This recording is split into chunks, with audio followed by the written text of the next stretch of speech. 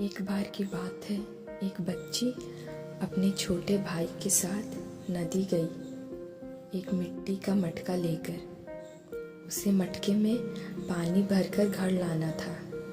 दोनों बच्चे खेलते कूदते नदी पर पहुँचे।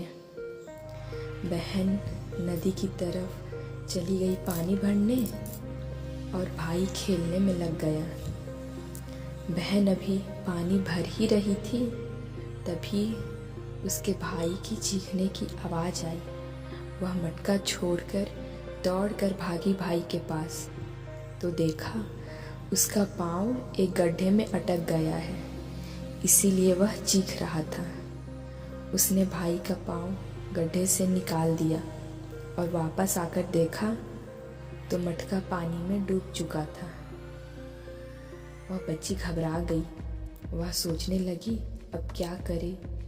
एक ही मटका था घर में, वह भी डूब गया। माँ को पता चला तो बहुत डांट पड़ेगी। वह सोचने लगी, अब क्या करूं। थोड़ी दूर पेड़ के पास बैठे एक आदमी ने यह सब देखा। वह आदमी कोई साधारण आदमी नहीं था, वह उस राज्य का राजा था। वह वेश बदलकर अपना राज्य घूमने निकला था। वह आदमी उस बच्ची के पास आया और पूछा, क्या हुआ बेटी, उदास क्यों बैठी हो। तब उस बच्ची ने कहा, मेरा मटका पानी में डूब गया है और मुझे तैरना नहीं आता। उस आदमी ने कहा, ठीक है रुको, अभी मैं तुम्हारा मटका निकाल देता हूँ।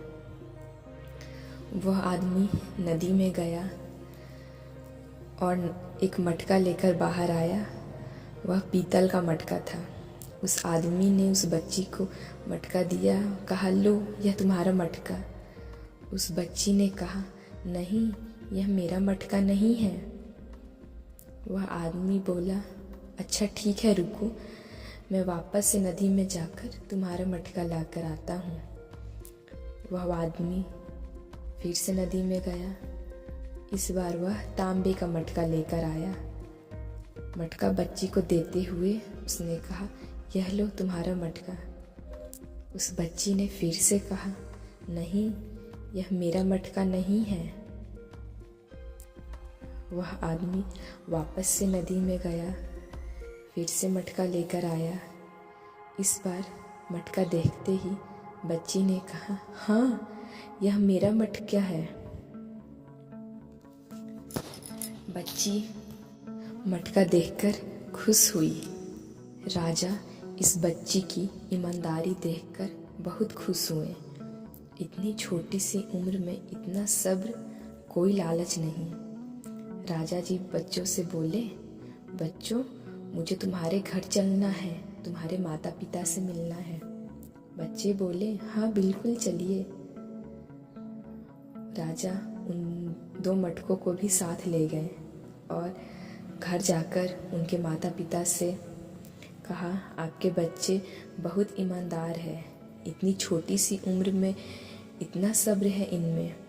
आप लोग भले ही गरीब हैं लेकिन दिल से बहुत अमीर है। यह लीजिए 2 मटके मेरी तरफ से रख लीजिए। आपके बच्चों की ईमानदारी देखकर मैं बहुत खुश हुआ। राजा जी वेश बदल कर आए थे, इसीलिए उन्हें कोई भी नहीं पहचान पाया। अगले ही दिन राजा जी उस बच्ची को दरबार में बुलाए और उसे सम्मानित किया और बहुत सारे उपहार और मुद्राएं दी। दोस्तों, इस कहानी से हमें यह सीख मिलती है, हमारी ज़िंदगी में हमारे पास जो भी है हमें उसी में खुश रहना चाहिए। ईमानदारी के राह पर मुश्किलें तो आती हैं, पर हमें किसी के सामने झुकना नहीं पड़ता। अगर आप ईमानदार हो तो आपकी खोई हुई चीज़ भी किसी न किसी ज़रिए से आप तक पहुंच ही जाएगी। अगर कहानी अच्छी लगे तो वीडियो को लाइक और चैनल को सब्सक्राइब ज़रूर करें। छोटी सी ज़िंदगी है, खुश रहें और ज़िंदगी को खुल कर जिएं।